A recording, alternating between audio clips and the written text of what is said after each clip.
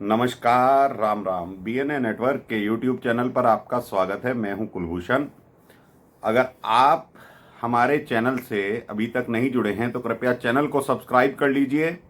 मेरे विचार, मेरा कंटेंट पसंद आता है तो उसे लाइक भी कीजिए।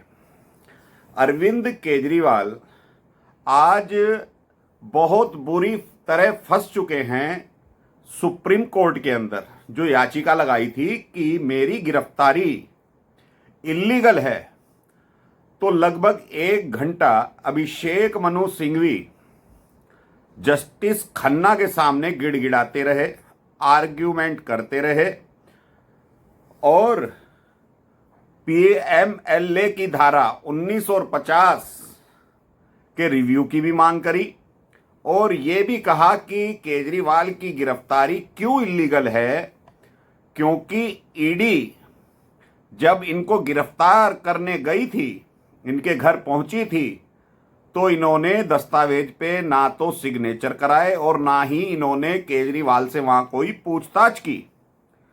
तो 2 से ढाई घंटे ईडी के अधिकारी केजरीवाल के शीश महल में रहे थे। लैपटॉप, मोबाइल, कागजात वगैरह भी जब्त किए थे और सिग्नेचर भी कराए थे, जबकि ईडी अपने हलफनामे में वो सारे प्रूफ रख चुकी है। और सबसे बड़ी बात यह है दोस्तों कि दिल्ली हाई कोर्ट का जो फैसला है वो तो ईडी के फेवर में है, पूरा का पूरा अरविंद केजरीवाल के खिलाफ है, क्योंकि हाई कोर्ट में 2 बार केजरीवाल गए थे और 1 बार तो डबल बेंच में सुनवाई हुई, जहां पर ईडी ने वो सबूत दिखाए जिसके तहत हाई कोर्ट ने कहा था जब आपके पास गिरफ्तार करने के लिए सामग्री है, पर्याप्त सबूत हैं, तो आपने कार्यवाही क्यों नहीं करी। तो इसी बात को सुनकर ईडी के कान खड़े हो गए थे और वो शीश महल दमदमाते हुए पहुंच गए थे।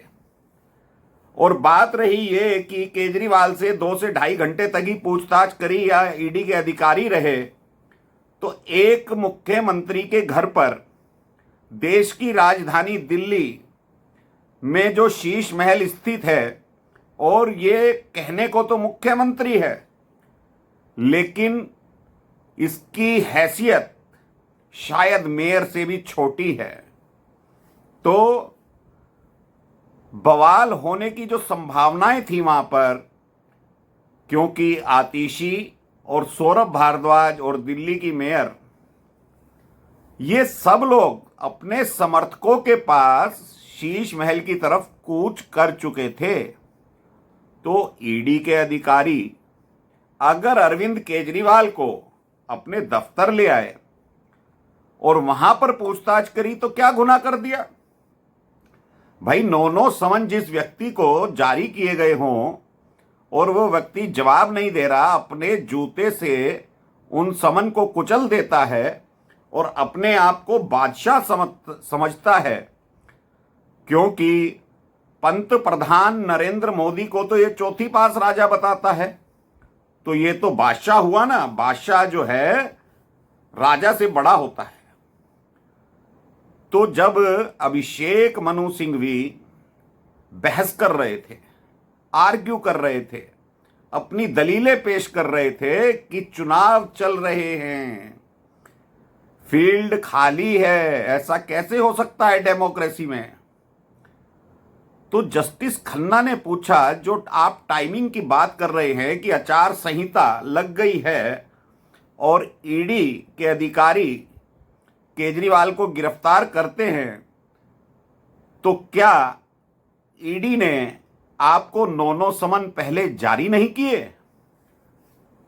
तो अभिषेक मनु सिंघवी कहते हैं कि जारी तो किए, लेकिन केजरीवाल ने लिखित में जवाब भी दिए हैं। तो दोस्तों ये तो इल्लीगल बता रहा था समन को, राउज एवेन्यू कोर्ट पहुंच गया था ये कहने कि ये तो समन इल्लीगल हैं।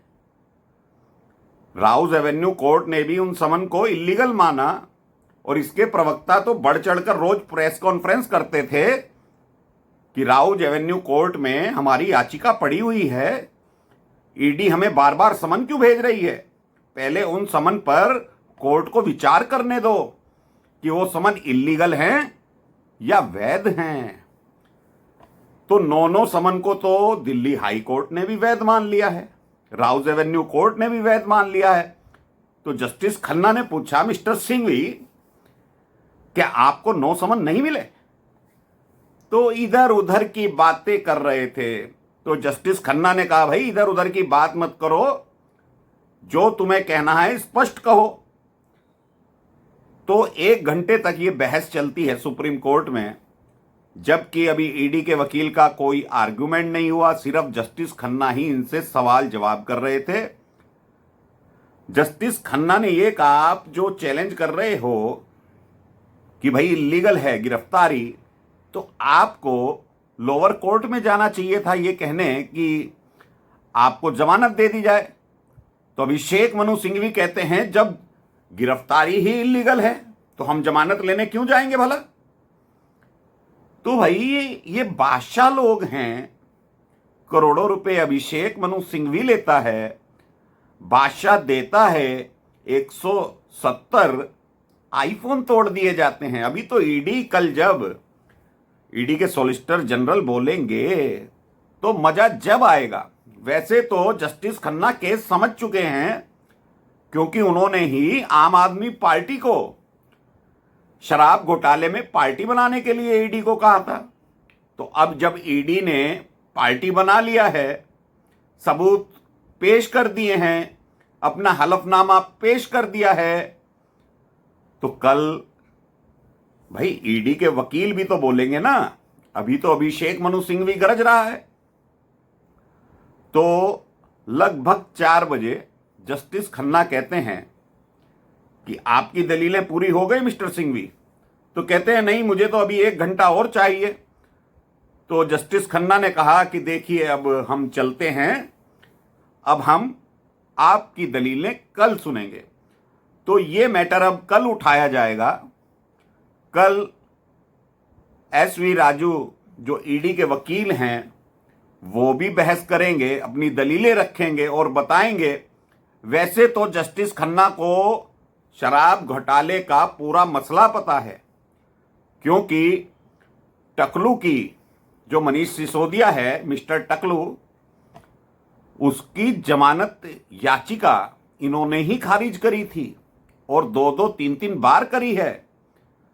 तो 338 करोड़ प्रथम दृष्टया जस्टिस खन्ना ने ही कहा था कि मनी ट्रेल पकड़ी गई है। ईडी को हिदायत दी थी, आप ये ट्रेल अब पता करिए कैसे और कहां गई। तो जब 45 करोड़ रुपए के सबूत सुप्रीम कोर्ट में पेश कर दिए गए हैं हलफनामे में, और कल जब ईडी के वकील लाइव दिखाएंगे, देखिए माय लॉर्ड, ये प्रूफ है आपके सामने, तो सिंघवी साहब क्या कहेंगे? भाई ईडी को गिरफ्तारी का अधिकार है, समन भेजने का अधिकार है, आप एक्यूज्ड हो या नहीं ये कोर्ट तय करेगा। ठीक है कि आप कह रहे हो कि 1.5 साल से अरविंद केजरीवाल का कहीं कोई नामो निशान नहीं था। तो क्या एक अपराधी अगर वांछित है या उसका पता नहीं है, किसी भी जांच एजेंसी को, वो पुलिस भी हो सकती है, सीबीआई भी हो सकती है, एनआईए भी हो सकती है, ईडी भी हो सकती है, और वो 1.5 या 2 साल बाद, 5 साल बाद पता लगे, तो क्या उसे गिरफ्तार नहीं किया जाएगा? उससे पूछताछ नहीं होगी? तो ये सारी दलीलें कल सुप्रीम कोर्ट में रखी जाएंगी। 170 आईफोन के बिल्स हैं, वो सारी डिटेल और लोकेशन है ईडी के पास। कहां खपा दिए इन लोगों ने ये मालूम नहीं। सिर्फ 250 दिन के अंदर 170 मोबाइल खत्म करना, भाई इतना बड़ा गेम, बड़े से बड़ा कल्प्रिट इस काम को नहीं करता। तो ये कितना शातिर अंदाज में इसने ये काम किया है। और इसके ऊपर तो 2 चार्जेस हैं। भाई दिल्ली का मुख्यमंत्री है, लीकर पॉलिसी दिल्ली गवर्नमेंट में बनी, उसके हिसाब से मुख्यमंत्री की जिम्मेदारी है भाई उसकी कैबिनेट में, उसके राज्य में क्या हो रहा है। और पार्टी का कन्वीनर है, संयोजक है, अध्यक्ष है। जो वसूली करके गोवा में पैसे खर्च किए गए हैं, हवाला कारोबारियों ने सब कुछ डिटेल्स दे दी हैं। चनप्रीत जेल में बंद है, तो और क्या प्रूफ चाहिए? एज ए कन्वीनर ऑफ आम आदमी पार्टी, अरविंद केजरीवाल एक्यूज्ड, और दूसरी तरफ as a chief minister accused. तो ये व्यक्ति दो तरीके से फंसा हुआ है इस शराब घोटाले में। तो दोस्तों, कल बड़ा दिलचस्प बहस देखने को मिलेगी सुप्रीम कोर्ट के अंदर। हम इंतजार करेंगे और आपको बताएंगे फिर कल क्या क्या होने वाला है। तो अभी के लिए इतना ही। मेरी विवेचना आपको सही लगे, कंटेंट सही लगे तो कमेंट बॉक्स में लिखिए और इसे लाइक कीजिए। चैनल को सब्सक्राइब जरूर कीजिए। धन्यवाद, नमस्कार, भारत माता की जय।